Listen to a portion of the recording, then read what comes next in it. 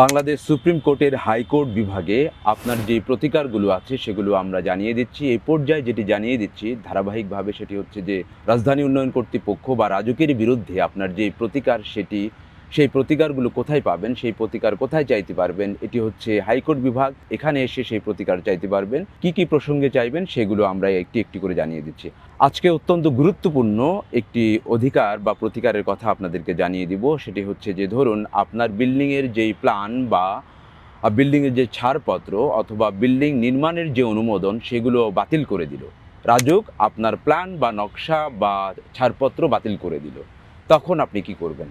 তখন আপনি দেখবেন যে বিষয়গুলো সেগুলো হচ্ছে যে প্রথমে দেখবেন যে আপনি আসলে যে প্ল্যানের মধ্যে যে শর্তগুলো ছিল সেই শর্তগুলো আপনি ভঙ্গ করেছেন কিনা, কিংবা আপনি যেই অনুমোদিত যেই নকশা সেই নকশার বহির্ভূত কোনো কাজ করেছেন কিনা, কিংবা আপনাকে নোটিশ দিয়েছে কিনা। প্ল্যানটি এমনি বাতিল করে দিতে পারবে না, নকশা এমনি বাতিল করে দিতে পারবে না। আপনাকে নোটিশ দিতে হবে, শুনানির সুযোগ দিতে হবে, আপনাকে কাগজপত্র উপস্থাপনের সুযোগ দিতে হবে, অপরচুনিটি অফ বিইং হার্ড এটিকে অ্যাডজাস্ট করার সুযোগ দিতে হবে।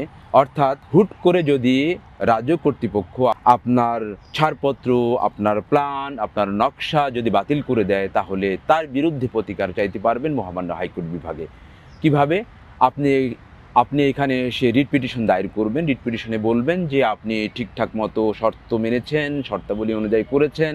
তারপরেও আপনাকে কি করা হয়নি? নোটিশ দেওয়া হয়নি, আপনাকে জানানো হয় নাই, আপনাকে শুনানির সুযোগ করে দেওয়া হয় নাই, আপনার বক্তব্য উপস্থাপনের সুযোগ করে দেওয়া হয় নাই, ইত্যাদি কারণে আপনি হাইকোর্ট বিভাগে এসে রিট পিটিশন দায়ের করে আপনার প্রতিকারটি পেতে পারেন। আপনার বিল্ডিং নির্মাণের যে অনুমোদন সেটি আবার ফেরত পেতে পারেন এই হাইকোর্ট বিভাগের আদেশের মধ্য দিয়ে। তাহলে আজকে যে অধিকারটি জানিয়ে দিলাম এমনিভাবে জানাতে থাকবো আপনাদেরকে। সাথে থাকুন, দেখতে থাকুন এবং আগামী পর্বে দেখা হচ্ছে আরেকটি অধিকার নিয়ে। আল্লাহ হাফেজ।